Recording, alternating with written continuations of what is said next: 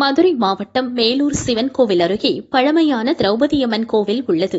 இதன் வைகாசி மாத பூக்குழி திருவிழா கடந்த மாதம் 17ஆம் தேதி கொடியேற்றத்துடன் தொடங்கியது. விழாவையொட்டி கடந்த 15 நாட்களுக்கு மேலாக காப்பு கட்டி விரதம் மேற்கொண்ட பக்தர்கள் பெரிய கடை வீதியில் உள்ள பூக்குழி திடலில் கோவிந்தா கோஷத்துடன் பூக்குழி இறங்கி நேர்த்திக்கடன் செலுத்தினர். பூக்குழி இறங்கிய போது கால் தவறி விழுந்த 3 பக்தர்களை தீயணைப்பு வீரர்கள் மீட்டனர். முன்னதாக திரௌபதியம்மன், தர்மராஜா சமேதராக எழுந்தருளி திருவீதி உலா எழுந்தருளினர்.